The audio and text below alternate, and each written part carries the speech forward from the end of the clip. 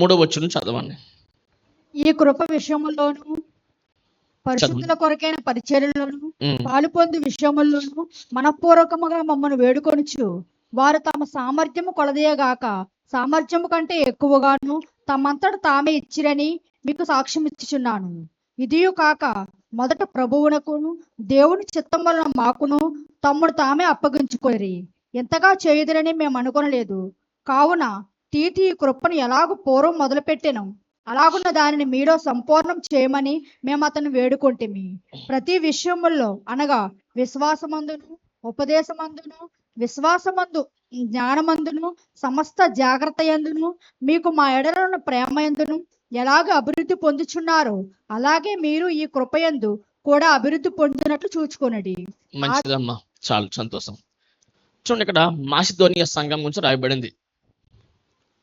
మరి ఇక్కడ రాజమండ్రిలో మోచి వీధులు జరుగుతున్న ఈ సిలోయం ప్రేయర్ సెంటర్, మరి ఈ సంఘం లాగా అనుకుందాం. అయితే ఈ సంఘం ఆ సంఘంలా ఉండాలి. మనం ప్రతిరోజు వస్తున్నాం, వాక్యం వింటున్నాం, వెళ్తున్నాం. అయితే దేవుడు మనల్ని పుట్టించింది, ఇంతవరకు మనకు ఆయుష్ ఇచ్చింది, మనం నడిపిస్తూ ఉంది. వెనక దేవుడికి ప్లాన్స్ ఉంటాయి. Behind everything there is a God's plan. ప్రతి దాని వెనుక దేవుడికి ప్రణాళిక ఉంటుంది. జనరల్గా ఏం చేస్తాం, మనం అది ఆలోచించాం, మన ప్లాన్స్ గురించి ఆలోచిస్తాం. అయితే మనము సంఘంగా ఎదుగుతున్నప్పుడు ఇక్కడ ఒక సంఘం రాయబడింది. సంఘం గురించి మాసిదోనియా సంఘం ఎలా ఉందంట, వారు ఫస్ట్ వచనం చదివితే చాలా శ్రమలు వచ్చాయట వారికి. అమ్మ జాగ్రత్తనండి, ఈ సంఘానికి చాలా శ్రమలు వచ్చాయి, వ్యతిరేకతలు వచ్చాయి, అవమానాలు వచ్చాయి, వెలివేత వచ్చింది. జనరల్గా వచ్చినప్పుడు మనుషులు బాధపడతారు, కృంగిపోతారు, నెక్స్ట్ ఏమవుద్దో భయపడుతూ ఉంటారు. కానీ సంఘం గురించి ఏం చెప్పిందంటే వారు బహుగా సంతోషించారట. వీటిలో శ్రమల్లో, కష్టంలో, వ్యతిరేకతలో. అది ఒక కృప. అక్కడ ఏమేమి చెప్పబడిందంటే, సహోదరులారా, మాసిదోనియా సంఘమునకు అనుగ్రహపడి ఉన్న దేవుని కృపను గురించి మీకు తెలియజేస్తున్నాను. ఏంటి ఆ కృప అంటే, వారు బహు శ్రమల వలన పరీక్షింపబడగా అత్యధికముగా సంతోషించరు. This is the gift of God అండి. అందరికీ అలా ఉండదు ఇది. అందుకే కృప అన్నాడు. దీన్ని ఏమన్నాడు? Grace, God's grace. అందరికీ ఉండదు ఇది. అందరూ సంతోషించలేరు శ్రమల్లో. కొద్ది మంది మాత్రమే దేవుడితో ఉన్న పరిచయం బట్టి, దేవుడితో ఉన్న నడక బట్టి, దేవుడితో వాళ్ళు చేస్తున్న సహవాసం బట్టి శ్రమల్లో సంతోషించగలరు. ఇది ఒక కృప. అందరికి ఉండదు, చెప్పాం కదా. వారికి ఇవ్వబడిన కృప అని చెప్తున్నాడు. వారికి బహు శ్రమలు వచ్చాయంట, కానీ వాళ్ళు ఏం చేశారంట? సంతోషించారు. అక్కడతో అయిపోకుండా, జాగ్రత్తనండి, అక్కడతో అయిపోకుండా వారు సంఘాన్ని, సేవకుని బాగా ప్రేమించి ఇదియుగాక ఏమన్నాడు? ఈ కృప విషయంలోను పరిశుద్ధుల కొరకైన పరిచర్యలో పాలు పొందు విషయంలోను మనపూర్వకంగా మమ్మల్ని వేడుకొనుచు వారు తమ సామర్థ్యం కొలదియే గాక సామర్థ్యం కంటే ఎక్కువగాను తమను తామే ఇచ్చారని మీకు సాక్ష్యం ఇచ్చున్నాను. ఇది ఒక లక్షణం. చూడండి, వారికన్నా ఎక్కువ ప్రేమించారు దేవుణ్ణి. చూడండి, ఎవరికి వారు ప్రేమించుకుంటాం కదా. జనరల్గా మనం కన్నా ఇతరులు ఎక్కువ ప్రేమించాం, మన తర్వాత ఇతరులు కదా, అంతేనా? అయితే ఇక్కడ వారికి వారే దేవునికి అప్పచెప్పారు, శ్రమంలో సంతోషించారు ఈ సంఘం. రెండోది ఏంటంటే, వారికి వారి దేవునికి అప్పగించుకున్నారు. అంటే వారి ఇష్టం ఏం లేదు, స్వంత ఇష్టం ఏం చేయట్లా. దేవుడు ఏం చెప్పాడు, సంఘంగా ఎలా ఉండాలి, సంఘంగా ఎలా అడుగులు వేయాలి, సంఘంగా ఎటువంటి భారం కలిగి ఉండాలి, సంఘంగా ఎటువంటి బాధ్యత కలిగి ఉండాలి, వీటి మీద ఫోకస్ పెట్టారు. అందుకే అమ్మ వారికి వారే దేవునికి అప్పచెప్పారు. ఇది ఒక లక్షణం. నెక్స్ట్ ఇంకేమన్నాడంటే, ఇదియుగాక మొదట ప్రభువునకును దేవుని చిత్రం వలన మాకును, దేవునికి అప్పచెప్పుకున్నారు, అక్కడితో అయిపోలే. తర్వాత మాకును, కాపరికి కూడా వారికి వారు అప్పచెప్పుకున్నారు. అంటే ఏమన్నారు? తమ్ముడు తాము అప్పగించుకున్నారు. ఇంతగా చేదురని అనుకున్నారు. ఇంకో మాట అన్నాడు 7వ వచనం, మీరు ప్రతి విషయంలో, ఈ లక్షణాన్ని గుర్తుపెట్టుకోండి, మైండ్లో పెట్టుకోండి. ప్రతి సంవత్సరం చర్చ జరుగుతుంది, వాళ్ళు 13 అయ్యాయి, ఇది 14వది. ఏముందలే, వస్తాయి వెళ్తాయి, సాయంత్రం చికెన్ బిర్యానీ ఉంటుంది, భోజనాలు అయిపోయి ఉపవాసాలకు చాలా కష్టపడి పాపం ఉపవాసాలు చేస్తున్న ఎలా ఉండదు అంటే, అన్న మాకు ఈ అవసరం అన్నమాట వాక్యం. ఆ ఈవిని కొంచెం భోజనం పెడితే మాస్టర్ మన అంతే కదా, ఒకటి ఎందుకనేది అంతను కదా. అందరూ మోచివిధి ప్రాంతం తెలివైన వాళ్ళు, మేధావులు అందరూ మహాజ్ఞానులు కదా కదా, వినరు లోబడరు. బట్ అన్ని తెలుసు అనుకుంటారు కానీ ఏం తెలియదు, అది పెద్ద సమస్య.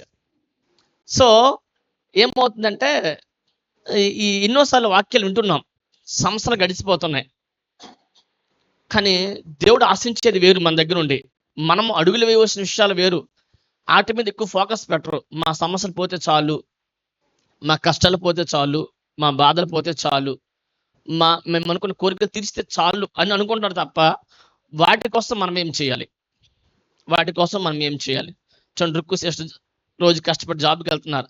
1 month వెళ్ళి వస్తే కదా, 1 month వెళ్ళి వస్తే సండేస్ కాకుండా ఇక్కడ బయలుదేరి ఆటో ఎక్కి బస్సు ఎక్కి ప్రయత్నం చేసి లెసన్స్ చెప్పి తన వంతు తను 100% తన వంతు తను చేస్తే, సెలవు పెట్టుకొని వెళ్తే మంత్ లాస్ట్లో ఏమొస్తుంది అది. కానీ కొందరు ఎలా ఉంటుంది తెలుసా, నెలంతా ఇంట్లో కూర్చొని శాలరీ కౌంట్ ఇస్తారా? మీ ఊర్లో ఇస్తారు, మా ఊర్లో ఎవరు? మీ ఊర్లో ఇస్తారా? బెస్ట్ యాక్చువల్ మన బ్యాచ్ అదే. మనం ఆలోచన, మనం ఏమి చెయ్యం, మన వంతు మనం ప్రార్థించాం, సరి చేసుకోం, నేర్చుకోం. బట్ ఆశీర్వాదాలు మట్టుగా ఫ్రీగా తేరగా కష్టపడలేకుండా రావాలి. జరుగుద్ది అంటారా కదా, కానీ ఎక్కువ అదే ఆలోచిస్తాం. కానీ సంఘం కేవలం మాటల సంఘంగా లేదు. అమ్మ వినండి, మాటలు చెప్పే సంఘంగా లేదు, 4 పాటలు పాడి వెళ్ళిపోయే సంఘంగా లేదు, బాధ్యత కలిగి ఉంది. ఇది ఏమన్నంటే, ఇది నాకు ఎంత ఇష్టం అంటే, ఎప్పుడు నన్ను చదువుతుంటాను, ధ్యానం చేస్తుంటాను. ఏమంటాడంటే అక్కడ, మీరు ప్రతి విషయంలో, ఏ విషయంలో అంట అనగా విశ్వాసం అందును. ఏంటమ్మా ఈ సంఘం ఎందులో పెరుగుతున్నారు? విశ్వాసంలో అభివృద్ధి పొందుతుందంట. విశ్వాసం చాలా ముఖ్యమైనది. విశ్వాసం ఆత్మీయ జీవితానికి, విశ్వాసకి. అందుకే మనం పిలవబడతాం విశ్వాస బిలీవర్ అని. విశ్వాసం లేని విశ్వాసి ఉపయోగం లేదు. విశ్వాసంలో సంఘం ఎదుగుతుందట, ప్రతి ఒక్కరు ఎదుగుతున్నారు. మనము కూడా సంఘముగా విశ్వాసం ఎదగాలి. ఎందుకు అంటే, విశ్వాసం లేకుండా దేవుడికి ఇష్టమైనట ఇంపాసిబుల్, అసాధ్యం. అంతే. నువ్వు విని చెప్పుకున్నా సరే, నేను పాటలు పాడతానన్నా, లేకపోతే నేను ఏదన్నా మ్యూజిక్ కొడతానన్నా, అన్ని క్లీన్ చేస్తానన్నా, అసలు అన్నిట్లో నేనే ఉంటానన్నా, కానీ దేవుడు దీవిస్తాడా? కష్టంలే అంటే చేసినవన్నీ వృధా, నీ ప్రయాస అంతా వృధా. అందుకే విశ్వాసం లేకుండా దేవుడికి ఇష్టమైనట అసాధ్యం. విశ్వాసం లేకుండా అన్ని పనులు చేయొచ్చు, ఏదో చేస్తే మంచిదన్నా అనే టైపు చేస్తారు, కానీ అది కాదు. విశ్వాసంలో ఉండాలి. అదే అంటాడు. ఇంకా బైబిల్లో చాలా విషయాలు ఉన్నాయి. విషయం, విశ్వసించేవాడు కలవరపడడు, విశ్వసించేవాడు సిగ్గుపడడు. నిజంగా విశ్వాసం నీలో ఉంటే, అందుకే ఇంకొక మాట అంటాడు, విశ్వాసం కానిదేదో అది పాపం. ఏంటంట, ఏం చేయక్కల్లా, దొంగతనం చేయక్కల్లా, వ్యభిచారం చేయక్కల్లా, సినిమా చూడక్కల్లా, సీరియల్ చూడక్కల్లా, ఇవన్నీ పాపాలే. బూతులు మాట్లాడక్కల్లా, అసూయ అక్కల్లా, స్వార్థం ఏమీ అక్కర్లేదు, ఇవన్నీ పాపాలే అనుకో. ఇవి ఏమి ఉండకపోయినా సరే నీకు నమ్మకం లేదనుకో దేవుని మీద, అది పాపం. పాపికి దేవుడితో సంబంధం ఉండదండి, కనెక్షన్ కట్ అయిపోద్ది. అందుకే విశ్వాసంలో సంఘం ఎదగాలి. రోజు రోజుకి ఎలా విశ్వాసం దిగుతావంటే, ఇదా ఈ వాక్యం ఎవరు చదువుతారో, వాక్యం వినేవాళ్ళు కాదండి. ఇప్పుడు వాక్యం విన్నారా, బాగుంటాయి కొద్దిసేపు, ఈరోజు అంతా బాగుంటుంది, భలే ఉంది వాక్యం. కొందరేమో సరి చేశారు, కొందరేమో చాలా కష్టంగా ఉంది, హార్డ్గా ఉంది, కొందరేమో భలేగా ఉంది కదా. కొద్దిగా ఆదరణ వచ్చిందండి వాక్యం వినగానే, కొంచెం నెమ్మది వచ్చింది. ఎంతవరకు? సాయంత్రం వరకు. రేపటి నుండి సేమ్ మామూలే. ఎన్నిసార్లు అనుకోలేదు చెప్పండి. ఎన్ని ప్రసంగాలు వినలేదు, ఎందుకంటే మనకి ప్రతిరోజు వాక్యం చదివే అలవాటు లేదు. అదే పెద్ద సమస్య. వాక్యం చదివే అలవాటు లేదు.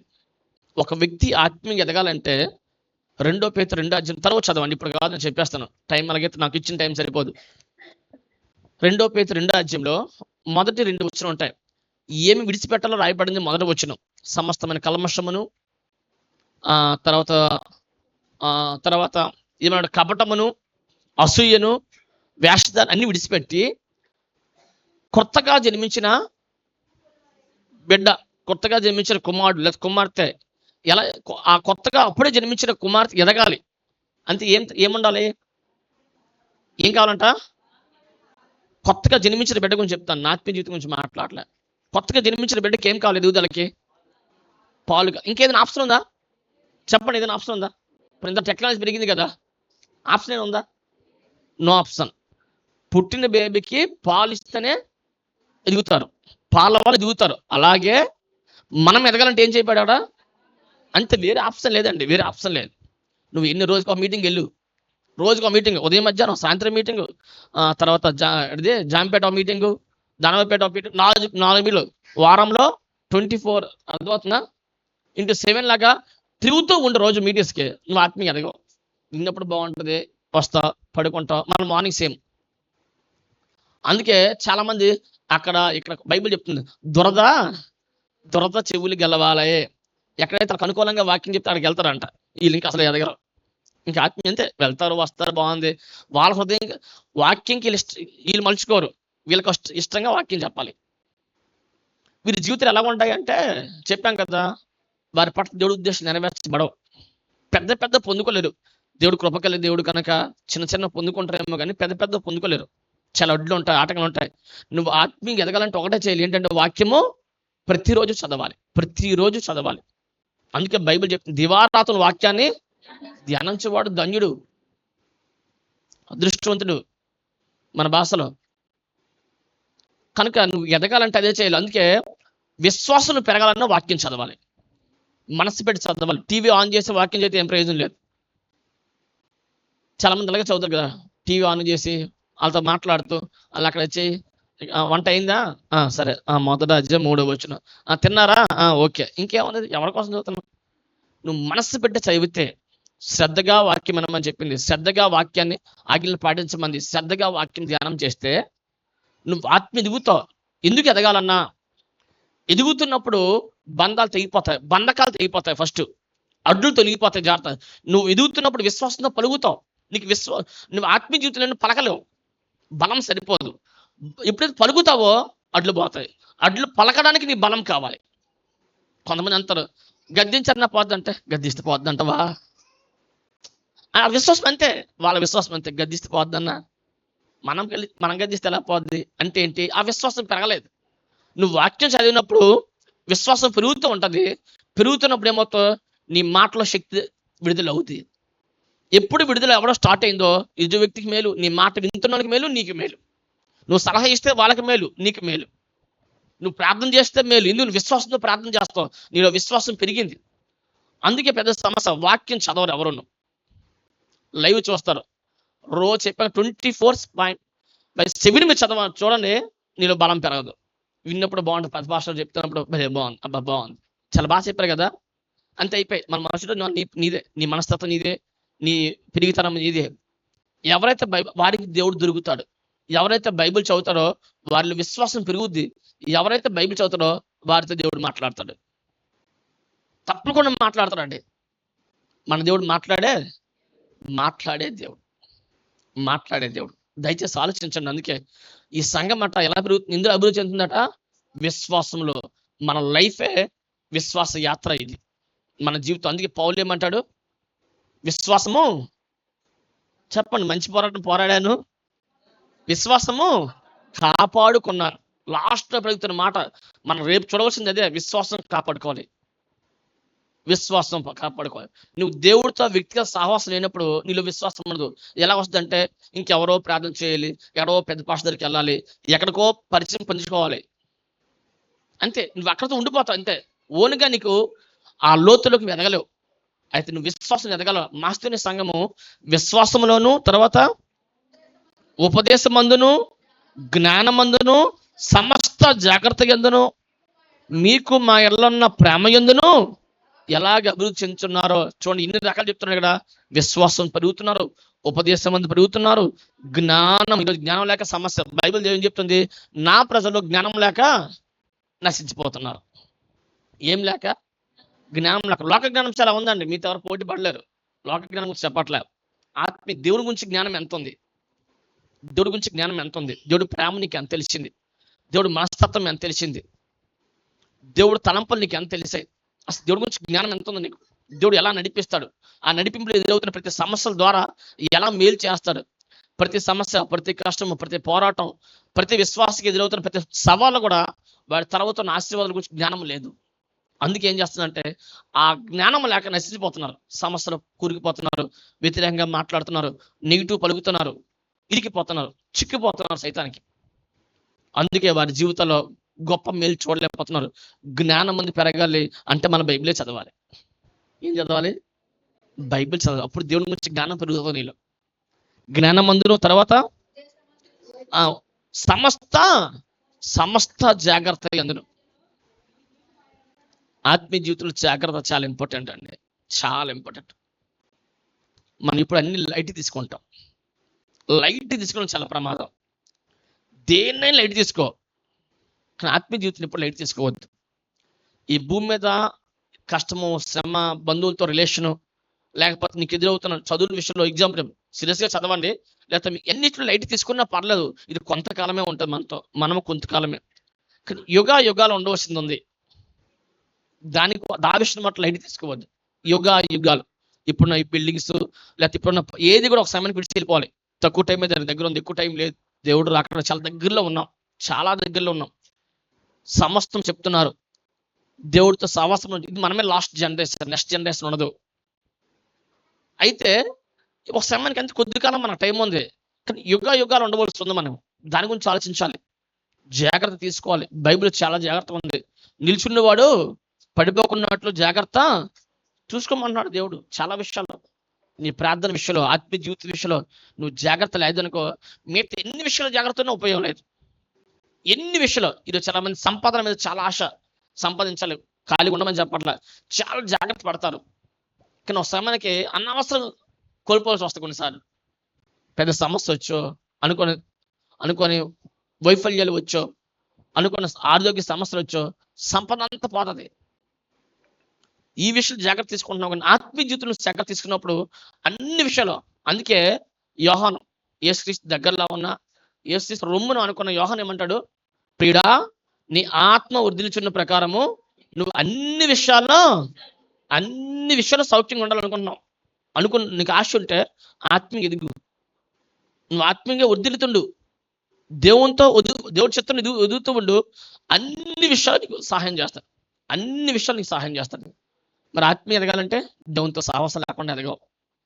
దేవుడితో ఎంతసేపు ప్రార్థన చేస్తున్నారు, రోజు ఎంతసేపు వాక్యం చదువుతున్నారు. ఈ ప్రార్థనకి ఉపవాసం జతైందనుకో, బలమైన ప్రార్థనగా మారుద్ది.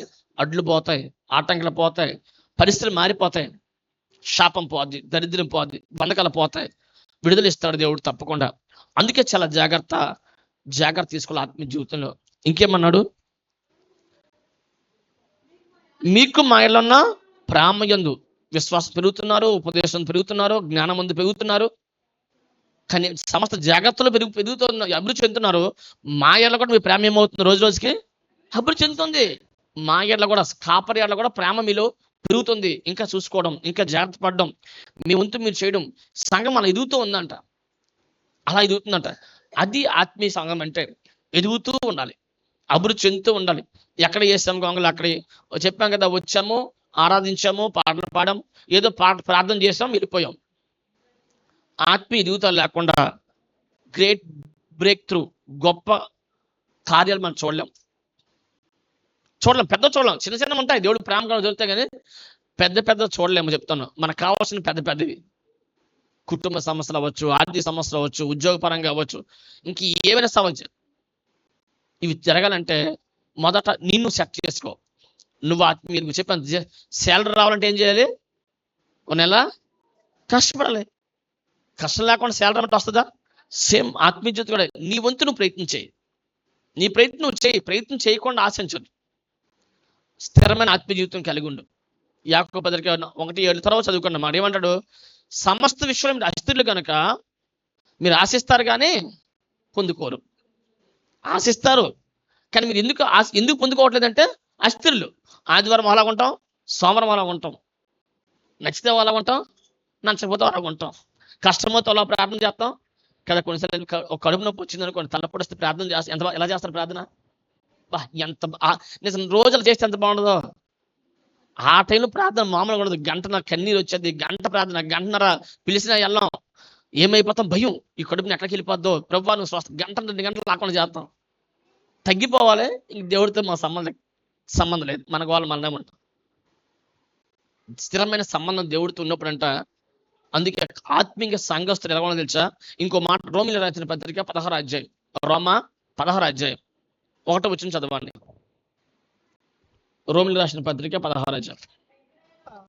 మన సంఘ పరిచారకులకు ఫిబేను మన సహోదరుని పరిశుద్ధులకు తగినట్లుగా ప్రభువునందు చేర్చుకుని ఆమెకు మీ వలన కావలసింది ఏదైనా ఉన్న యెడల సహాయం చేయవలనని ఆమెను గూర్చి మీకు సిఫారసు చేయుచున్నాను. ఏమంటాడు? ఈ ఫిబే, సంఘంలో ఉన్న ఫిబే ఈ పేరు. ఈమె అమ్మ జాగ్రత్తలోని అందరితో మాట్లాడుతున్న మాటలేదు. అందరికి, చిన్నపిల్లలకి, యవనస్తులకి, పెద్దలు, అందరికి అవసరమైన మెసేజ్. ఈ ఫిబే చర్చికి వచ్చి వెళ్ళిపోయే బ్యాచ్ కాదు, అలా వచ్చి ఆరాధనలో అటెండ్ వెళ్ళిపోయే బ్యాచ్ కాదండి. ఈ ఫిబే గురించి చూడండి, పౌలు తన సంఘంలో ఒక్కొక్క వ్యక్తి గురించి రాస్తున్నాడు. ఫిబే ఎవరంట? ఆమెకు చూడండి ఏమన్నాడు? ఆమెకు మీ వలన కావలసింది ఏదైనా ఉన్న యెడల సహాయం చేయవలనని ఆమెను గూర్చి మీకు సిఫారసు చేయుచున్నాను. ఆమె అనేకులను నాకును సహాయరాలై ఉండెను. పౌలు ఏమన్నాడు? ఈమె అనేకులకు, సంఘం అనేకులకి సహకారిగా ఉంది, నాకును కూడా.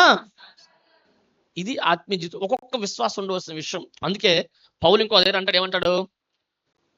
మనం శరీరం అయితే క్రీస్తు శిరస్సు అని చెప్పాడు. ఒకరి కాలు, ఒకరి చేయి, కాలు పని కాలు చేయాలి, చేయి పని చేయాలి. అంటే మన అందరం అవయవాలం అమ్మా, అందరము ఒక్కొక్కరు అవయవాలం. వాళ్ళ కాలు, ఒకరి చెయ్యి, ఒకరి నోరు, ఒకరి చెవి కదా. విన్న కూడా నేర్చుకోవాలి జాగ్రత్త. ఇన్పుట్ లేకుండా అవుట్పుట్ ఉంటుందా? ఏమో ఉంటుందా? ఉండదు. చూడండి, చిన్నపిల్లలు ఉంటారు, ఒక సినిమా చూసి ఉంటారు కదా. ఇప్పుడు చిన్నపిల్లలు పుట్టగానే 4 నెలలు 5 నెలలు అవగానే లేదా అడవిలో పడి వచ్చేయండి,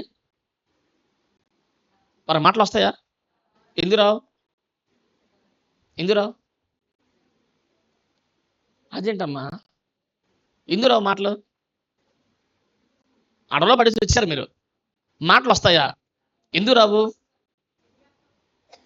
మొగలు అయిపోతారు. ఎందుకు మొగలు అయిపోతారు? వినేదేమీ ఉండదు.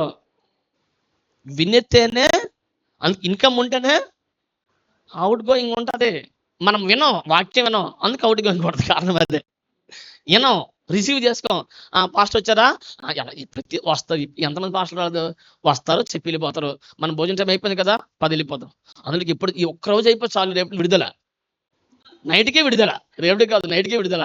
అమ్మయ్య రేపు 8కి 9 నిద్రలు వేస్తారు. ఏమంటే అన్న 4 రోజులు అలిసిపోయాం. ఎవరు అలిసిపోయారు? అర్థమైందా? అంతే. ఇన్కమ్ అసలు ఉండదు. కంప్లీట్ ఇష్టపడం, రిసీవింగ్ ఇష్టపడం. ఎప్పుడు రిసీవింగ్ ఉండదో, ఇన్కమ్ ఉండదో, నేర్చుకోమో, అవుట్ గోయింగ్ ఉండదు. అందుకే నీలో విశ్వాసం పెరగదు, విశ్వాసంతో మాట్లాడవు, విశ్వాసంతో పలకవు, ధైర్యం పెరగదు, నీలో బలం పెరగదు. ఎందుకు? ఇన్కమ్ లేదు, నీవు ఇష్టపడవు. అందుకే బైబిల్ చెప్తుంది, మాట్లాడుటకు నిదానించండి, వినుటకు వేగిరి పడండి. మన పూర్తి రివర్స్, కంప్లీట్. అసలు వినమంటే మాట్లాడమంటావా, పేలిపోతాయి సౌండ్ సిస్టమ్, అలా మాట్లాడతాం, ఖాళీ ఉండదు. అందుకే ఈ ఏరియా అసలు వినాలా తప్ప ఇంకంతే, అయిపోయింది. చెవులు వదిలేయడమే, పక్కనే మాట్లాడుతూనే ఉంటారు. మేము చెప్పింది వినరు మళ్ళా. కనుక వినుటకు వేగిరి పడాలి, వినేవారు. అందుకే క్రీస్తు గురించి విన్నప్పుడు అంట విశ్వాసం పెరుగుతుంది. ఆ సహవాసం, అందుకే అన్నాను, ప్రతిరోజు దేవుడితో సహవాసం చేస్తున్నప్పుడు నీకు అన్ని అర్థమవుతాయి. ఇక్కడ మీరు వచ్చారు కదా, మీరు గుర్తుంచుకోండి, సంఘంలో ఉన్న మీరు ఒక ఫిబేలాగా ఉండాలి. జాగ్రత్త అండి, ఫిబేలాగా. అంతేగాని వచ్చాం పాటలు ఇప్పుడు ఇదే కాదు, నువ్వు పెద్ద పొందుకోలేవు. నీ పట్ల దేవుడికి ఒక ప్లాన్ ఉంటుంది, నిన్ను ఒక విధంగా నేర్పిస్తాడు. నీ పట్ల పని ఉంది, అది నెరవేర్చాలి. దీవెన ఆశీర్వాదం అంటావా, నీకేం తక్కువ చేయడు ఆయన. ఏం చెప్పాడు దేవుడు? ప్రియుడా, నీ ఆత్మ వదిలిచున్న ప్రకారము కొన్ని అన్ని విషయాలు అంటారు. నీకేం చేస్తాడు? సమృద్ధికి ఇస్తాడు దేవుడు, అన్ని విషయాలు. ఫస్ట్ నువ్వు ఏం చేయాలంటే ఆత్మీయంగా ఎదగాలి. అదొక్కటే మెయిన్. నువ్వు పరలోకం వెళ్ళాలన్నా ఆత్మీయ, నువ్వు 100 బిల్డింగ్లు సంపాదించు, ఆత్మీయ ఎదగకపోతే బిల్డింగ్లు వదిలేస్తావు, నువ్వు తర్వాత వెళ్ళిపోతావు. ఎటు వెళ్తావు చూసుకున్నా, నరకం వెళ్తావు, పరలోకం వెళ్తావు. అందుకే అన్నాను, నువ్వు ఆత్మీయ జీవితం ఫిబే కొన్ని మనస్తత్వం పెడితే అనేక మందికి సహకారిగా ఉంది. కాపర కూడా ఇది సంఘంలో ఉన్న వ్యక్తి ఉండవలసిన లక్షణాలండి. ఒక్కొక్కరి గురించి భలే మాట్లాడుతాను. నాకు చాలా ఇష్టం ఈ అధ్యాయాలు చదువుతుంటాను ఎక్కువ. 3వ వచనం చదవండి, 16వ అధ్యాయం. క్రీస్తు యేసునందు ఆ, నా జత పనివారైన ఆ, ప్రిస్కిల్లాకును ఆ, అకులాకును ఆ, నా వందనము చెప్పుడి. ఆ, వారు నా ప్రాణం కొరకు ఆ, తమ ప్రాణములను ఇచ్చుటకైనను తెగించిరి. ఆ. మరియు వారి ఇంట ఉన్న సంగమునకు వందనములు చెప్పుడి. వాళ్ళ ఇంట్లో ప్రార్థన జరుగుతుంది, వీళ్ళ ఇంట్లోనే ప్రార్థన జరుగుతున్నారు. జిల్లాలో జరిగాయి కదా, ఇంట్లోనే ప్రార్థన జరుగుతుంది. ఈ అకుల ప్రిస్కల మనస్తత్వాలు ఏంటంట, పౌలు ఎవరైనా కొట్టడానికి వస్తే, చంపడానికి వస్తే వాళ్ళు ఏం చేశారంట, మనం ఏం చేస్తాం, విజయ్ కుమార్ అంటే రే విజయ్ కుమార్ పిలుతాను పద పద పద పద పద, గ్యాప్ మొత్తం ఖాళీ చేసి ఫస్ట్ కనబడి అన్ని క్లియర్ అయితే అప్పుడు వద్దాం, ఫోన్ చేసి కనుక్కుందాం బాగున్నాయా లేవా, అప్పుడు వద్దాం. మనకెందుకు అంత అలబోటు, రిస్క్ లేకపోతే మిగిలేవి రస్కులే, ఏముండదు, రిస్క్ తీసుకోవాలి దేవుని కోసం, అప్పుడు గొప్ప కార్యాలు చూస్తాం. ఏమైంది, వీళ్ళంట అకుల పిస్కలు ఏం చేశారంట, ప్రాణం నా నిమిత్తం వాళ్ళు ప్రాణం ఇవ్వడం కూడా, అది అది సంఘంలో ఉన్న వ్యక్తి లక్షణాలు ఉండాలండి. ఫిబేమో సంఘానికి అందరికీ సహకారంగా ఉంది, కాపరికి సహకారంగా ఉంది. ఇప్పుడేమో ఈ అకుల పిస్కలు ఎలా ఉన్నారు, ప్రాణం ఇవ్వడానికి. ఎంత ప్రేమ తెలుసు, ఈయన ఉంటే అనేక మందికి మేలు అవుద్ది, అనేక మంది సేవ విస్తరించబడుతుంది, అవసరము. ఇందులో మేము ఆత్మీయ ఎదిగాం, ఈ ఆత్మీయ కాపర్ లేకపోతే మేము ఆత్మీయ ఎదిగే వారం కాదు, ఈ మాదిరి మాకు దొరకదు అమ్మా, ఈ పరిస్థితి మేము గెలిచే వారం కాదు, మాకు మాదిరి చూపిస్తున్నారు, మా కోసం ప్రార్థిస్తున్నారు, మా కోసం విజ్ఞాపన చేస్తున్నారు, మా బాధను వారి బాధగా చూసుకుంటున్నారు, కనుక మేము నిలబడాలి అని అకుల ప్రిస్కల ముందుకి వచ్చేవారు. అంతే, ప్రాణం కూడా ఇవ్వడానికి ఇష్టపడ్డారు. చూడండి, మనిషి కోసం ఇవ్వడానికి ఇష్టపడ్డారు, దేవుడి కోసం ఇవ్వడానికి ఓకే ఇస్తారు, ఇవ్వాలి, కానీ ఇక్కడ కాపరి కోసం కూడా ఎలా ఉన్నారు చూడండి సంఘంలో ఉన్న వ్యక్తులు. ఇంకెలా ఈ అధ్యాయం అయితే చాలా ఉన్నాయి, నేను అన్ని చెప్తే టైం సరిపోదు, కొన్ని విషయాలు చెప్తాను. 23వ వచనం 16-23, నాకును యావత్ సంఘమునకును ఆతిథ్యం ఇచ్చు గాయయు. ఈ గాయ ఎవరటండి, సంఘానికి కాపరికి ఆతిథ్యం ఇస్తారు. ఆతిథ్యం అంటే అంతేనా, అన్ని చూసుకుంటారు.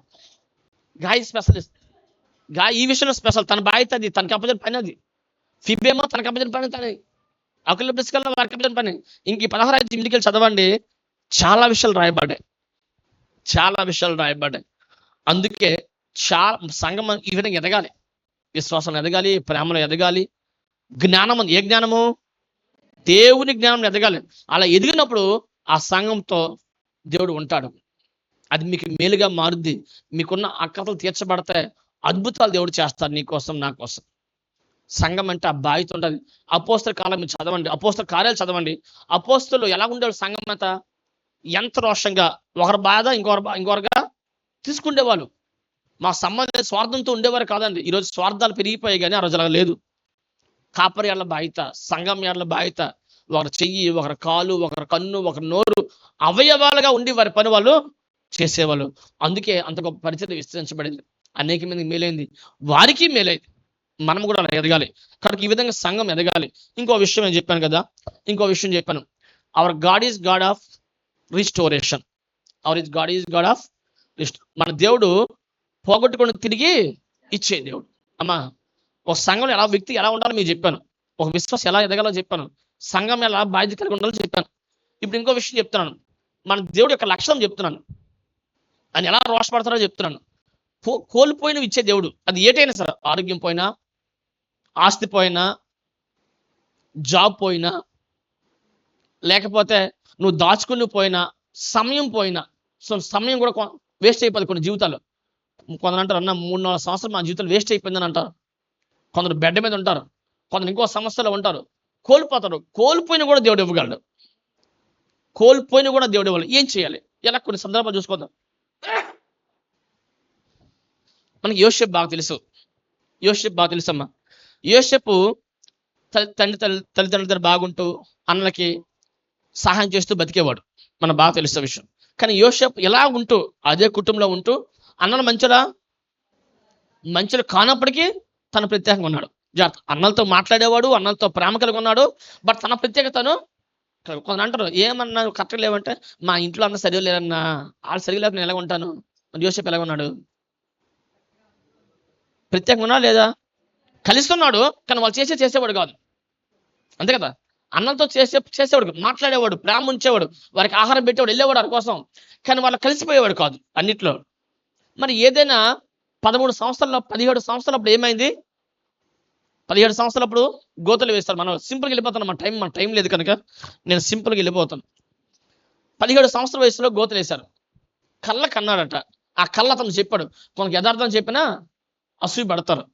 మాకన్నా బాగుంటావా, ఇప్పుడు నీ స్థితి ఏంటి, రాబర్లు బాగుంటారు, అసూయ పడిపోతారు. కొన్ని మంచి ప్లాన్లు చెప్పిన ప్రమాదం మనకు కొంతమందికి అసూయ పడతారు. సో అలాగే అన్నయ్యలు అసూయ పడ్డారు. ఏంట్రా నీ కాలు మేము పట్టుకుంటామా అని అసూయ పడ్డారు. సరే, ఇప్పుడు ఏమన్నారు? తన భోజనం వాళ్ళ డాడీ ఇచ్చిన ఇవ్వడానికి వస్తున్నారు అన్నయ్యలకి. వీళ్ళు ఏమన్నారు? అదిలో కళ్ళ కనేవాడు వస్తున్నాడు. ఏంటట?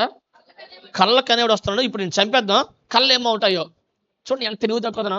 కళ్ళు ఎవరిచ్చారు? తనకు తన కళ్ళ కనుక్కున్నాడా? నేను పడుకుంటాను నాకు కళ్ళ రావాలనుకున్నాడా? కళ్ళలో దేవుడు ఇచ్చాడు. ఇప్పుడు చంపేస్తాడంట. ఆ కళ్ళు ఏమవుతాయో అంటే ఎవరితో పోరాడుతున్నారు ఇప్పుడు? దేవుడితో. మేము చంపేస్తా, నువ్వేం చేస్తాను అర్థం. దేవుడితో పోరాడితే ఏమవుద్ది? ఏమంది బైబిల్లో? చిల్లపెంగిలతో ఏమవ్వాలి? కానీ సృష్టికర్త దేవుడి జోలికి పోకూడదని చెప్పాడు. వీళ్ళు ఏం చేస్తున్నారు? దేవుడి ప్లాన్ని ఆపడానికి ప్రయత్నం చేస్తున్నారు. దేవుడి ఇచ్చిన కళలను ఆపడానికి ప్రయత్నం చేస్తున్నారు. సరే, మీకు తెలుసు ఆ 10 మంది ఉంటే ఆ 10 మందిలో వాడికి ఏమిచ్చాడు? ఒరే చంపితే మనకి ఏమొస్తారు చూడండి. వాళ్ళే శత్రుల్లో వాడుకున్నాడు దేవుడు. ఎవరిని వాడుకున్నాడు? శత్రులు. రూబెన్ అంటాడు, చంపితే ఏమొస్తారా మనకి? చంపితే ఏమొస్తారా? అమ్మేద్దాం. ఫస్ట్ రూబెన్ ఏమంటాడు? చంపితే వస్తే గోతులు వేసేది అన్నాడు. ఈలోపు వాళ్ళు అతను గోతులో ఉన్నప్పుడు భోజనం చేస్తున్నారు. అందరూ భోజనం చేస్తున్నప్పుడు ఏమైందంటే యోధ అంటాడు, మరి గోతులో వేస్తే ఏమొస్తుంది, వాళ్ళకి అమ్మేద్దాం వ్యాపారులకి. చంపేద్దాం అనుకున్న వారు 10 మంది వాళ్ళు మన వాళ్ళు ఏమంటారు? చంపితే ఏమొస్తుంది అంటారు. చూడండి, శత్రువుని దేవుడు సహాయం పంపగలడు నమ్మకం ఉంటే. దేవుడు ఏదైనా చేయగలడు కదా. సో ఏమైంది? ఓకే, అమ్మేస్తారండి. 17 సంవత్సరాలప్పుడు గోతులు వేస్తే 30 years అంటే ఎన్ని సంవత్సరాల మధ్యలో 13 సంవత్సరాలు వేస్ట్ అయింది మన భాషలో. అయితే మనకి మీరు అనొచ్చు, అన్న 13 సంవత్సరాలు ప్రధానమంత్రి అయ్యాడు కదా, మరి 13 సంవత్సరాలు ఎంత బాధపడ్డాడు, ఎంత అవమానపడ్డాడు, ఎంత ఇబ్బంది పడ్డాడు, ఏం ప్రయోజనం అంటావు? మన జీవితంలో కూడా చాలా మంది అలాగే చూస్తారు. దేవుడు నేర్పించే విషయాలు నేర్పిస్తున్నప్పుడు మనం లోబడం. 13 సంవత్సరాలు అనేక అనుభవాలు నేర్పాడు. ఎవరికి? యోసేపుకి. అర్థమవుతుందా? ఎక్కడిని యోసేపు గొనిగాడా, శనిగాడా? పోనీ మళ్ళీ మధ్యలో దేవుడు వచ్చి యోసేపు టెన్షన్ పడక నేను అన్నాడా? మళ్ళీ దేవుడు వచ్చి మాట్లాడా? మాట్లాడు. కనీసం యోసేపు తిన్నావా, తినలేదా ఎవరు అడిగిన ఉన్నారా? ఓదార్చిన ఎవరు ఉన్నారా? 13 years ఒంటరిగా ఉన్నాడు. మధ్యలో మాట్లాడేవారు లేరు, ఆదరించేవారు లేరు, వాదార్చేవారు లేరు. బట్ ఒకటి తెలుసు చెప్పాను, ఆయన విశ్వాస వీరుడు. ఎవరు? ఎందుకు? దేవుడిచ్చిన కళ నెరవేర్చుటకు సమర్థుడు. అంతే. అది ఒక్క నమ్మకం. ఆ కళ పట్టుకొని ఆ కళను గుర్తు చేసుకొని దేవుడితో మంచి సహవాసం కలిగి ఉన్నాడు. పాపానికి ఎప్పుడు చూడండి, దేవుడు మంచి ప్రార్థన పాడు. ప్రార్థన లేకపోతే పాపాలు జయించడం కష్టం. స్త్రీ వచ్చినప్పుడు పాపం చేశాడా? ఆ పాపాన్ని జయించగలడు యవనంలో అంటే ఏముండి ఉంటుంది అతనికి? దేవునితో మంచి సహవాసము, మంచి ప్రార్థన కలిగి ఉంటాడు. లేకపోతే గెలవలేరు, సడన్గా వచ్చి గెలవలేరు. దేవునితో మంచి ప్రార్థన, దేవునితో సహవాసం, ఈ విధంగా దేవుడు బలం అనుదినము దేవుని మీద ఆధారపడడం చేశాడు కనుకనే అది గెలవగలడు. 13 సంవత్సరాల తర్వాత ఏమయ్యాడు? ప్రధానమంత్రి అయ్యాడు. మనం అనుకుందాం 13 సంవత్సరాలు వేస్ట్ అయింది కదా అనొచ్చు, మీరు అనొచ్చు. నిజంగా చూద్దాం, 13 సంవత్సరాలప్పుడు ఓకే, 18 సంవత్సరాలప్పుడు జాబ్ వచ్చింది అనుకుందాం. 13 సంవత్సరాలు జాబ్ చేసిన ప్రధానమంత్రి అవ్వగలరా? చెప్పండి అమ్మా, అవ్వగలరా? అవ్వలేరు.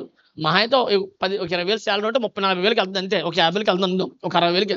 కానీ ప్రధానమంత్రి ఎప్పుడు చూడండి 13 సంవత్సరాల లైఫ్లో వేస్ట్ అయిపోలేదు. అర్థమవుతుందా? వాళ్ళు 13 సంవత్సరాల ముందు జాబ్ వచ్చినా సరే అంత గొప్ప స్థితికి అతను వెళ్ళేవాడు కాదు. తన పరీక్షలు నిలబడ్డాడు. అందుకే నీవు నేను కూడా చెప్తాను, నీకు ఎదురవుతున్న ఆత్మీయ పరీక్షలు మనం ఏం చేస్తాం? కష్టం వస్తే సోలిపోతాం, సొంత ప్రయత్నాలు చేస్తాం, ఏం చేస్తే అయితే ఇక్కడికి ఎన్నో ప్రయత్నం చేస్తాం. ప్రార్థించే మోకరించి దేవుని దగ్గరికి సరి చేసుకోవాల్సి ఉన్నాయా, సరి చేసుకో. ఇష్టంగా ఆయనకుండు. ఎన్ని సంవత్సరాలు వేస్ట్ అయిపోయినా తిరిగి అన్ని దేవుడు నీకు ఇవ్వగలడు, అన్ని ఇస్తాడు. చెప్పాం కదా, నువ్వు ఇన్ని ఎగ్జాంపుల్ మీకు చెప్తాను. నీ కొడుకు జాబ్ రాలే, జాగ్రత్తనండి.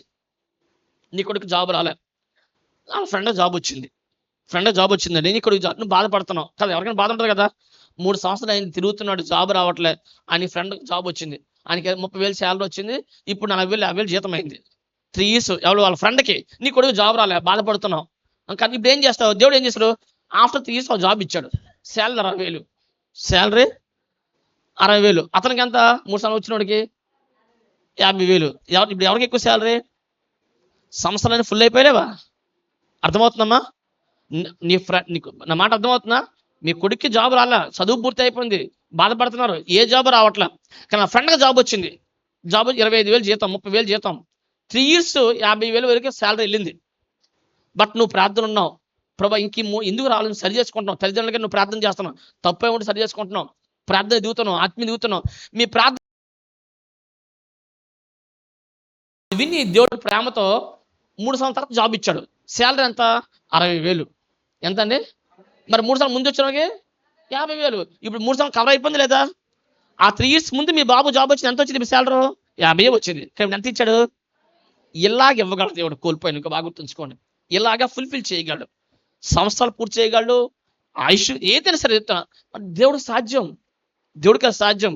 అందుకే ఆ సాధ్యం చేసే దేవుడితో గట్టిగా ఉండాలి మనం. దేవుడితో యోసేపు జీవితంలో 13 సంవత్సరాలు వేస్ట్ అవ్వాలి మనం అనుకుంటున్నాం, వేస్ట్ అవ్వాలా, నేర్పించాడు అంతే. ఒకవేళ 13 సంవత్సరాలు ముందు జాబ్ వచ్చినా ప్రధానమంత్రి స్థితికి వెళ్ళేవాడు కాదు. అందుకని కోల్పోయిన దేవుడు సంవత్సరాన్ని లెక్కెడుకుంటే కోల్పోయినట్టుగా ఉండవు, దేవుడు తిరిగి నీకు ఇస్తాడు దేవుడు. అయితే యోసేపులో జీవితం ఏంటంటే పరిశుద్ధత, దేవునితో మంచి సహవాసం, విశ్వాసం. ఏ బలహీనత కూడా అవకాశం ఛాన్స్ ఇవ్వలేదు. శ్రమలో కృంగిపోయాడా? కృంగిపోలే. ఏం చేశారు? పొతిఫర్ భార్య తప్పు మోపిన కొట్టారా లేదా? కొట్టారు. కృంగిపోయాడా? మన మీద ఏం చేస్తాం? ఆత్మహత్య చేసుకుంటాం. నాలో ఇంత తప్పు లేదు, ఆయన ఇబ్బంది పెట్టారు అని. కానీ అతను ఆ రూట్కి వెళ్ళలేదు. అతను ఒక స్థిరమైన విశ్వాసం ఉంది, ఆయన దేవుడు చూపించిన దర్శనం కళ ఉంది, ఆయన నమ్మాడు, అంతే వెళ్ళిపోయాడు. ఏమైందంటే ఒక సమయానికి ప్రపంచాన్ని ఏలాడు, ప్రపంచానికి భోజనము పెట్టాడు. అవమానించిన అన్నయ్యలు తన కాల్దారికి వచ్చారు, క్షమాపణ అడిగారు. కనుక మన దేవుడు అందుకని ఇప్పుడు బాధపడకు. శ్రమల్లో పెరిగిన యోసేపుకి ఏం తక్కువ కాలేదు, శ్రమ లేకుండా ఉన్న అన్నదమ్ములకి అన్నీ తక్కువే. అంతేనా? శ్రమలు లేవు అన్నదమ్ములకి, వాళ్ళ జీవితం ఇప్పుడు అలాగే ఉంది. కానీ శ్రమలో ఎదిగాడు, దేవునితో మంచి సంబంధం కలిగి ఉన్నాడు, పరిశుద్ధంగా ఉన్నాడు. కానీ వాళ్ళందరూ మించిపోయిన ఆశీర్వాదం యోసేపుకి వచ్చింది. అందుకే శ్రమలు కోరుకోవు, శ్రమలతో ఇప్పుడు భయపడకండి. అది శ్రమలో నీ ఆత్మీయ జీవితం పరీక్షించుకో, నీ స్థితిగతులు పరీక్ష. ఎలా ఉన్నావు? గతానికి ఇప్పుడు ఏం మారావా? చూడండి, మరొక సంవత్సరం దేవుడు ఇచ్చాడు మనకి అవకాశం. ఎందుకు ఇచ్చాడు? మరి కొంచెం ఎక్కువ తిన్నాక, మరి కొంచెం స్పెషల్ డిషెస్ కోసమా? స్పెషల్ ప్లాన్సా? దేనికోసం ఇచ్చాడు? ఆయుష్ ఇచ్చాడంటే చాలా ఉపయోగించుకోవాలి మనం, జాగ్రత్త. ఇంత కోల్పోయావేమో, వ్యాపారాలు నష్టపోయావు, ఉద్యోగం నీకు రావాల్సిన ప్రమోషన్ ఇంకా రాలా, ఇంకా రావాల్సిన ఇంక్రిమెంట్ ఎవరు ఆపుతున్నారు, కుటుంబంలో సమస్యలు, పిల్లల జీవితాలు పాడైపోయి, లేదా ఇప్పటికి ఎంతో చదవాలి, ఆ చదువు చదవలేదు, ఎక్కడో మిస్టేక్ ఉంది, ఎక్కడో మిస్టేక్. డబ్బు పెట్టేస్తున్నాడు, డబ్బు పెడితే అయిపోతుంది చదువు, డబ్బు పెడితే సరిపోదు, ఎక్కడో మిస్టేక్ ఉంది. ఆ మిస్టేక్ సరి చేసుకో. అడుగు, ఎవరి దగ్గర అడగాలి? దేవుని దగ్గర మోహరించి, నీకు ఇంకా వీలైతే ఉపవాసం చేయి, కన్నీటితో ప్రార్థించు, తప్పు ఒప్పుకో, మొత్తం సెటట్ అయిపోతాయి. నిన్ను పశ్చాత్తాపడమే కాదు, అది విడిచిపెట్టు. ఏ తప్పు ఉందో విడిచిపెట్టి దేవునితో మంచి సంబంధం కలిగి ఉండు. దేవుడిని కోసం చేసే కాళ్ళు ఊహ కూడా అందవు, నీ ఊహకు అందవండి, నీ ఊహ కూడా. అందుకే అన్నాడు దేవుడు, ఏమన్నాడు? ఎఫెసీ 2 తర్వాత చదువుకోండి, 20-21 ఏమన్నాడు? అడిగిన దానికన్నా ఊహించింది దానిక. ఊహ ఎక్కువ, అడిగింది ఎక్కువ ఉంటుందా, ఊహ ఎక్కువ ఉంటుందా? ఇప్పుడు ఊహ అసలు ఏంటో ఈ ఊహ అంట.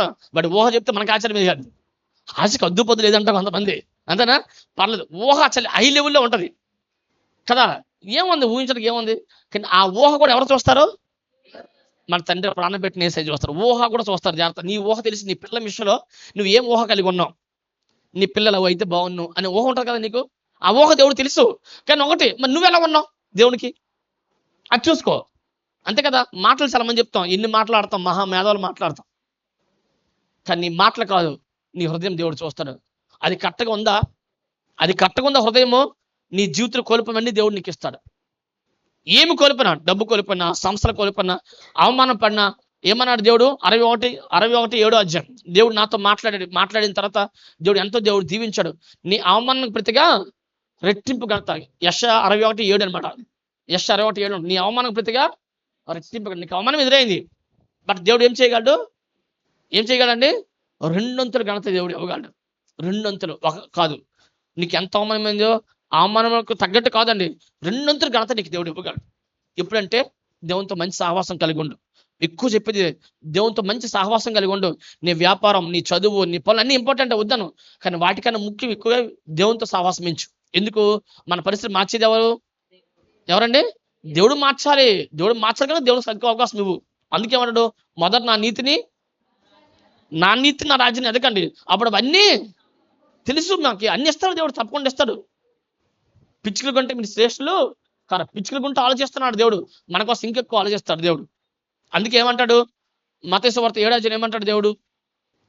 ఒక కుమారుడు వచ్చి తండ్రిని, నాన్న నాకు చేప కావాలంటే ఏ తండ్రి అయినా పాముని ఇస్తాడా? నాకు రొట్టె కావాలంటే ఏ తండ్రి అయినా రాయిని ఇస్తాడా? ఇహలోక తండ్రులు మంచోళ్ళు కాదు, అయినా వారి పిల్లలకి మంచి ఈవులు ఇచ్చినప్పుడు ప్రాణపెట్టి తండ్రి ఇంకెంత శాస్త్రం ఇస్తాడు, ఇంకెంత గొప్పవి ఇస్తాడు. నీకేంటంటే నీకు అర్థం కావట్లా, దేవునితో మంచి సహవాసం లేదు. అందుకే ఆలోచించు. మంచి సహవాసం కలిగి ఉన్నప్పుడు యోసేపుకి 13 సంవత్సరాలు పోయినప్పటికీ ఎన్నో రెట్లు దేవుడు తనకి ఇచ్చాడు. అలాగే చూడండి, యోబు గురించి మనకు తెలుసు. యోబు నిజాయితీపాడు, నీతిమంతుడు, యథార్థవంతుడు, బట్ అన్ని కోల్పోయాడు. ఆయనకు ఒక ఎదురైన పరీక్ష, మనకి నేర్పడానికి ఒక పరీక్ష. ఏమైంది? అన్ని కోల్పోయాడు, బట్ ఆ కోల్పోయిన సమయంలో ఎలా ఉన్నాడు? దేవునితో నమ్మకంగా. చాలా మంది కోల్పోతే ఏం చేస్తారండి? కోల్పోతే ప్రార్థన తగ్గిపోద్ది, వాక్యం తగ్గిపోద్ది, ఇంక పరిగెట్టమే. అలా అక్కడ పెద్ద చర్చ ఉంది, ఇక్కడ లైవ్ ఉంది, అలా పెద్ద పాస్టర్ అండి, ఆయన చేయి పెడితే మరి ఏమైపోద్ది? ఆయన చేయి పెద్దోడేమో బరువు వద్దు తల మీద.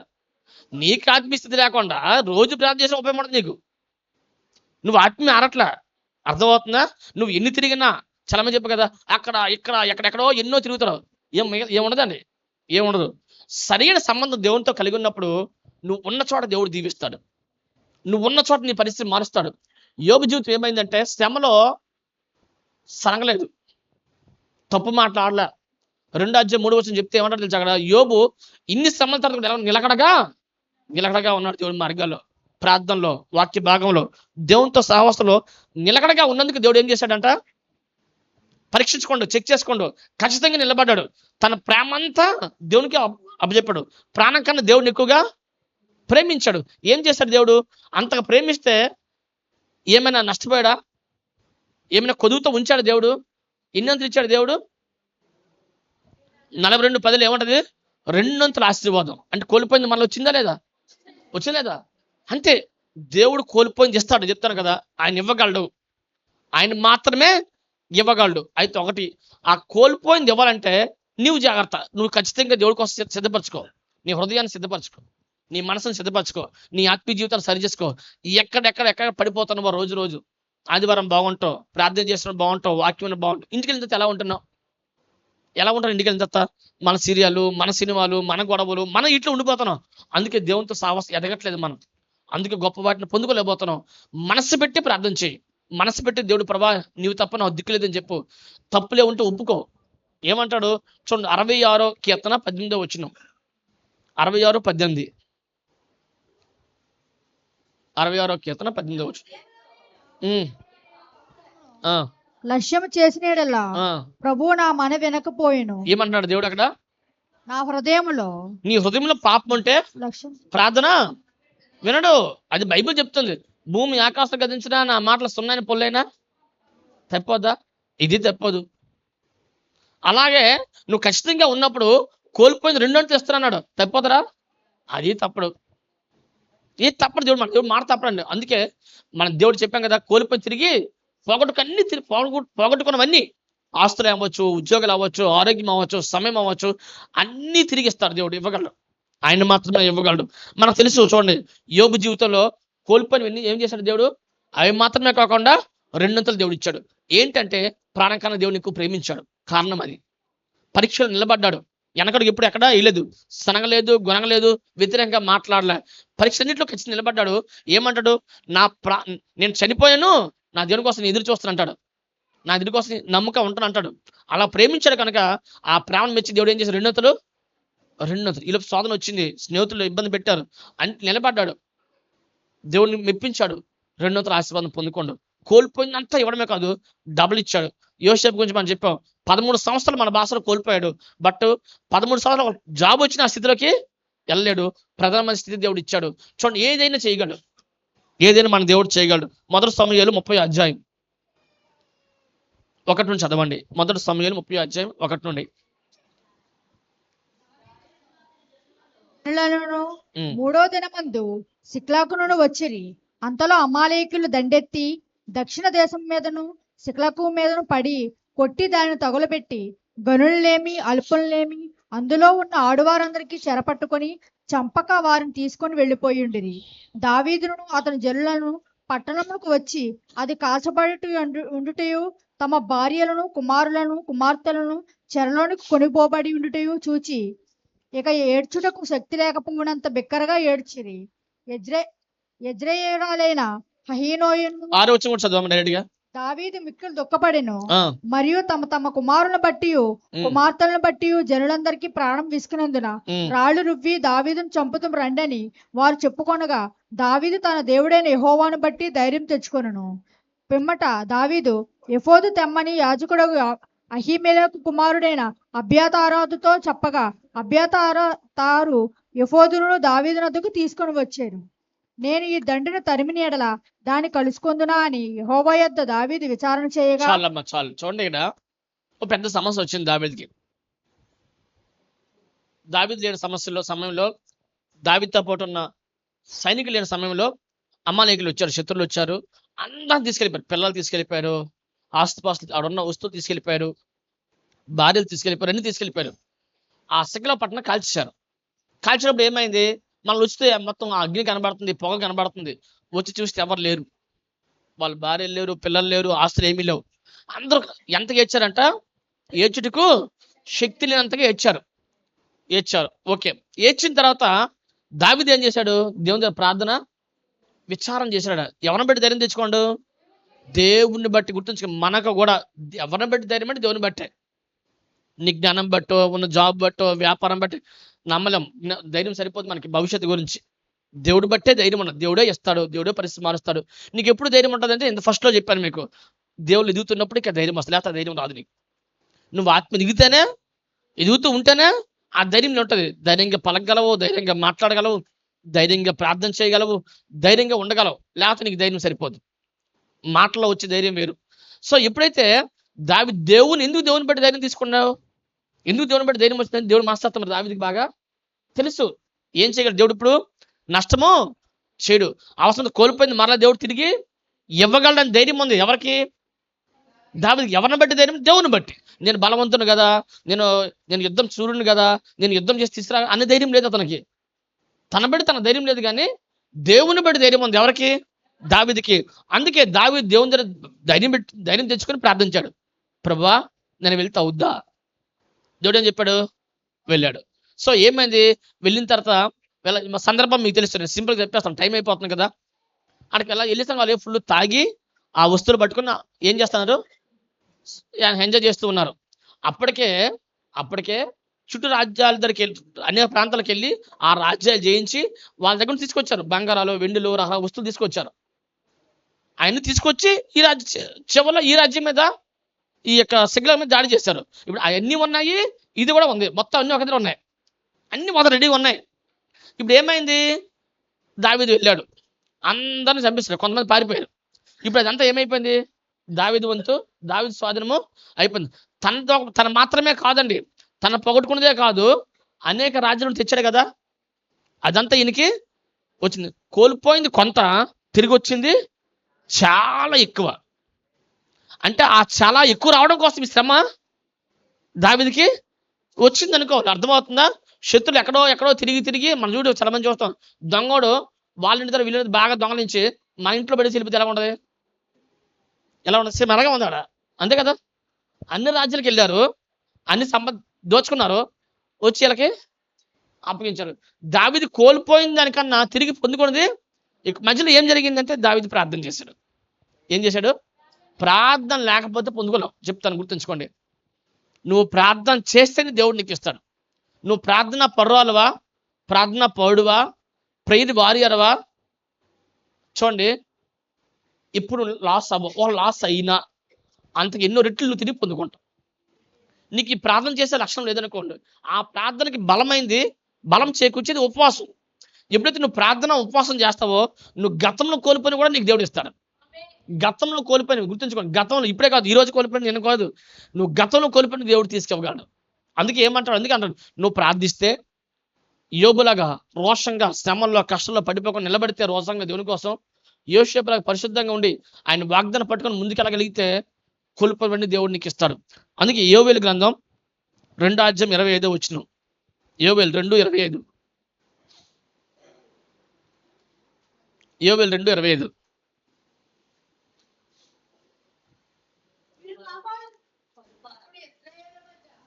ఉన్నవాడును నేనే అనియు, నేనే మీ దేవుడైన యెహోవా అనియు, నేను తప్ప వేరొక దేవుడు లేడనియు మీరు తెలుసుకొందురు. నా జనులు ఇక్కడ ఎన్నడూ సిగ్గునందకొందురు. తరువాత నేను సర్వజనుల మీద నా ఆత్మను కుమ్మరింతును. మీ కుమారులను మీ కుమార్తెలను ప్రవచనము చెప్పుదురు. మీ ముసలివారు కలలు కందురు. మీ యవ్వనులు దర్శనము చూతురు. ఆ దినములలో నేను పనివారి మీదను పనికత్తెల మీదను నా ఆత్మను కుమ్మరింతును.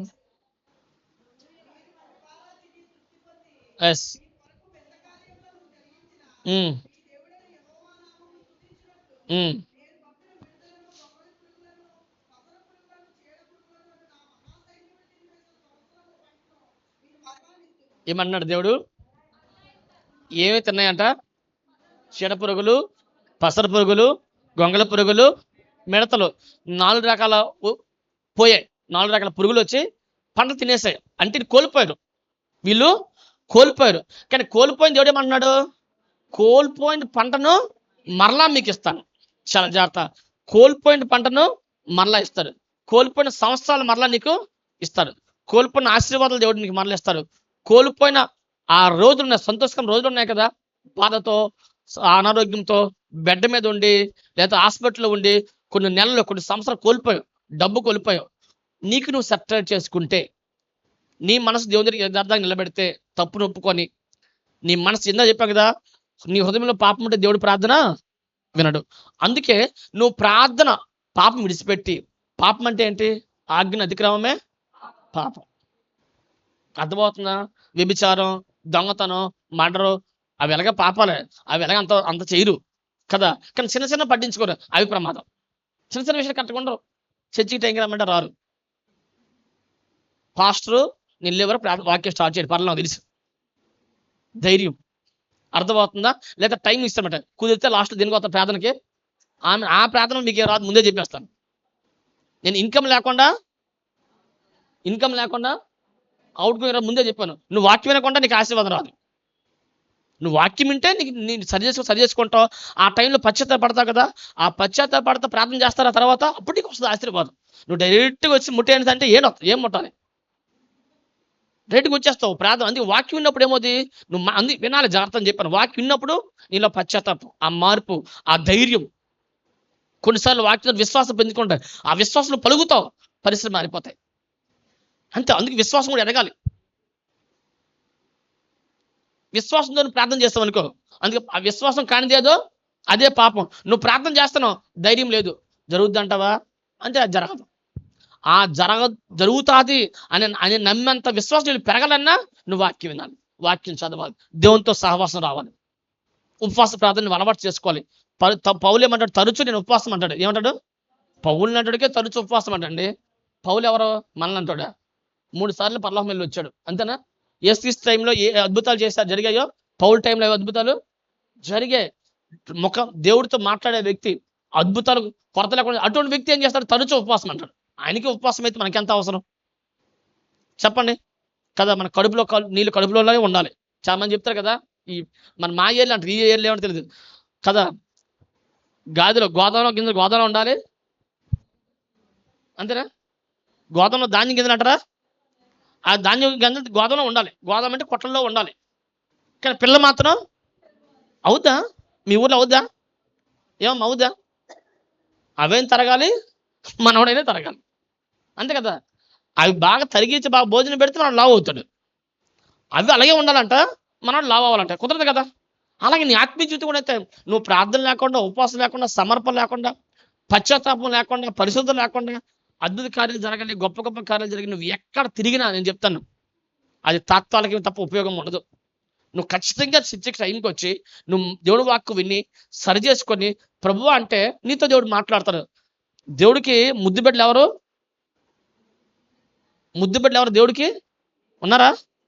లేరు. ప్రత్యేకంగా దాస్ పాస్టరే దేవుడికి ముద్దు బిడ్డ. అందుకే దేవుడు తన దీవెత్తనేది తెలివి తక్కుతున్నాం. ఎగ్జాంపుల్ నేను మీ ముందు చెప్తాను, ఎవరో సలహా చెప్పుకుని మన సమస్య అవుతుంది మీతో, ఎవరు ఎగ్జాంపుల్ తీసుకుంటే. అందుకు చెప్తాను, దేవుడికి ముద్దు బిడ్డలు ఎవరు? ఎవ్వరు లేరు. నువ్వు లోబడితే చాలు, ఆయన మాట వింటే చాలు. ఆ విధంగా అందుకే రోజులు గడిచిపోతున్నాయి. 14 సంవత్సరాలు దేవుడు సహాయం చేశాడు ఈ పరిచర్యలు. ఎన్నో పరిస్థితులు దాటి ఇది ఇంత లగ్జరియస్ చర్చిలో ఉన్నాం మనం. మామూలు చర్చి లేదు, లగ్జరియస్, సమస్య లేదు, హ్యాపీ. చెమట కూడా పట్టకుండా. ఎంత చూడు, చెమట బయట పాపం ఎంతమంది ఎడుతున్నారు. మీకు ఎంత బాగుంది, ఎలా విజయం ఎలా ఉంటే చల్లగా కూర్చోబెట్టి చల్లగా భోజనం పెట్టి పంపిస్తున్నాడు. మీకు బాగా తెలియట్లే, కష్టం తెలియట్లే. అర్థమవుతుంది. ఇంటికి వెళ్ళగానే ఈ మధ్య నడ్డం కూడా కష్టమైపోతుంది మధ్యలో. ఏమో రాబోలో ఇంటికి మీకు ఏది పెడతాడు అన్న, వాహనాలు పెడతాడు. మీకు అలా అలవాడేది కదా. ఏం చేస్తామంటే ఇక్కడ తాగిపోతున్నా తప్ప ఆ గ్రహింపు కోసం లేదు, ఆ ఎదుగుదల కోసం ఆలోచించట్లే. మాసిదోనియ సంఘం ఎలా ఎదిగింది, పౌలు చెప్తున్నప్పుడు ఆ ఫిబే ఎలా ఉంది, గాయు ఎలా ఉన్నాడు, అకుల బిస్కలు ఎలా ఉన్నారు, వారి ప్రాణం కన్నా సేవకుని ఎక్కువగా ప్రేమించారు, ఇతరులకు మేలుకరంగా ఉన్నారు, సంఘంలో వారి బాధ్యతలు నిర్వర్తించారు. అది సంఘంగా నువ్వు ఎదగవలసిన విషయం. అది సంఘంలో వెదుగుతూ నువ్వు కోల్పోయినవి చూడండి. మీకు చాలా విషయాలు నాకు తెలుసు. వ్యాపారంలో బాగా దెబ్బలు తిన్నారు, చాలా నష్టపోయి ఉన్నారు, ప్రయత్నాలు చేస్తున్నారు, కానీ చాలా మంది సక్సెస్ రావట్లేదు. పిల్లలకి లక్షలు పెడుతున్నారు, కానీ అవుట్కమ్ వస్తుందా? రావట్లే. ఏంటి మనం ఏం చేయాలంటే, మీ బాబు ఇప్పటికి ఎన్ని సంవత్సరాలు వేస్ట్ అయిపోయి 3 years 4 years 4 years కోల్పోవన్నీ దేవుడు నీకు ఇస్తారు. మళ్ళీ పక్కా చెప్తాను, ఇది మీరు ప్రాఫెసీ అంటారో అది మీ ఇష్టం ఎలా తీసుకుంటారో, బట్ ఒకటి దానికి నీ ప్రయత్నం నువ్వు నీ వంతు ఏం చేయాలి చెప్పాను. సరి చేసుకో, ప్రార్థన చేయి, ఉపవాసం చేయి, మొత్తం చెప్పి కొద్ది టైంలో మీరు పొందుకుంటారు. కొద్ది టైంలోనే మొత్తం మారిపోతాయి. ఇందా చెప్పాను కదా, ఒక్కడి నీ కొడుకు ఫ్రెండ్కి ఒక జాబ్ వచ్చింది, నీ కొడుకు జాబ్ లేదు. అదే కదా బాధ ఎవరికైనా. ఇంత చదువు పెట్టాం, ఇంత లక్షలు పెట్టాం, పిల్లలు జాబ్ లేవు, ఎంత బాధ ఎవరికైనా బాధే కదా. మరి ఆ పక్కన జాబ్ వచ్చింది, వాడి 30,000 జాబ్ వచ్చింది, నీ కొడుకు 3 సంవత్సరాలు అవుతుంది జాబ్, వాడికి 50,000 అయింది శాలరీ 3 సంవత్సరాల్లో. ఇప్పుడు నీ కొడుకు 60,000 శాలరీ ఇస్తాడు దేవుడు. మొత్తం 7,000 అయిపోద్దా లేదా? కోల్పోయినంత వచ్చిందా లేదా? అలాగే ఇవ్వగలడు ఎవరో, దేవుడు ఇవ్వగలడు. అదే అంత పస పురుగులు తినేస్తున్నవి, గొంగళ పురుగులు తినేస్తున్నవి, మిడతలు తినేస్తున్నవి, ఏమన్నాడు? ఆ కోల్పోయినవన్నీ మళ్ళా ఎవరిస్తారు? నేను ఇస్తాను అంటున్నాడు. ఇస్తాడు దేవుడు. అయితే ఆ మధ్యలో నువ్వు చేయవలసింది ఒకటి ఉంది, అది నిన్ను సరి చేసుకో. చివరి రోజు అది ముఖ్యం కావాలి. నీ ఆత్మ జీవితాన్ని సరి చేసుకో, కట్టుకో, నువ్వు కట్టుకో ఆత్మీయంగా. ఏమవుతుంది? అందుకన్నాడు, ఏమంటాడు? కీర్తన 1:1 మన బాగా తెలిసిన విషయం. ఏమంటాడు?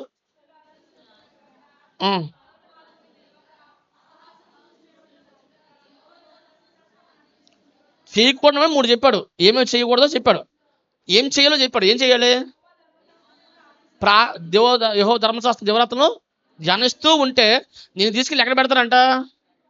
ఎక్కడ తీసుకెళ్తాడు? నువ్వు ఉన్న దగ్గర కాలువలు లేవు, బట్ నేను అక్కడ తీసుకెళ్తాడు. అక్కడ తీసుకెళ్ళి నేను నాటుతాడు. నాటి ఏం చేస్తాడు? ఆకు వాడక తన కాలం మంది ఫలం చెట్టు వల్ల ఉంటావు. తర్వాత ఏం చేస్తాడు దేవుడు? చేయనిదంతా ఎవరు పరచాలి? దేవుడే సఫలపరచాలి. దేవుడే సఫలపరచాలి. అంటే దేవుడికి నిన్ను సబ్మిట్ చేసుకోవాలి, నిన్ను సమర్పించుకోవాలి. ఇంతకు ముందులాగే వచ్చాం వెళ్ళామంటే నువ్వు ఇలాగే ఉంటావు. దేవుడు ఆశ, ఆ ఉద్దేశం అది కాదు. నువ్వు బాధపడకూడదు. ఆయన కుమారులు మనం, ఆయన కొడుకులు మనం. రాజు తన కొడుకులు చిన్నగా వచ్చి ఒప్పుకుంటాడా?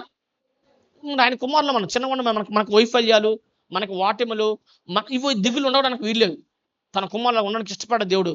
రాజకుమారుడు రాజు తగ్గట్టు ఉండాలి. మన దేవుని పిల్లము దేవుని తగ్గట్టు ఉండాలి. దేవునికి వైఫల్యం ఉందా? Jesus never fails. అంతేనా? యేసు ఎప్పుడైనా ఓడిపోయాడా? చరిత్రలో కానీ ఎవరిని బట్టి అయినా ఓడిపోయాడా? లేదు. ఆయన విజయమే ఉంది ఆయనకి. మనకు ఆ విజయం ఇవ్వడానికి మరి మరణాన్ని మన కోసం ప్రాణం పెట్టి మరలా జయించాడు, చూపించాడు దేవుడు. ఆ ప్రాణం పెట్టిన తండ్రి మనతో ఉన్నాడు. నిన్ను సరి చేసుకుంటే, నీతో దేవుడితో మంచి సహవాసం కలిగి ఉంటే, సంబంధం కలిగి ఉంటే, మా నమ్మకంగా దేవుడిని మొక్కితే కోల్పోనివన్నీ దేవుడు నీకు ఇస్తాడు, గొప్ప కార్యాలు చేస్తాడు. దేవుడు వాక్యం ద్వారా మనం దీవించును గాక. ఆమేన్. ప్రార్థన చేసుకుందాం.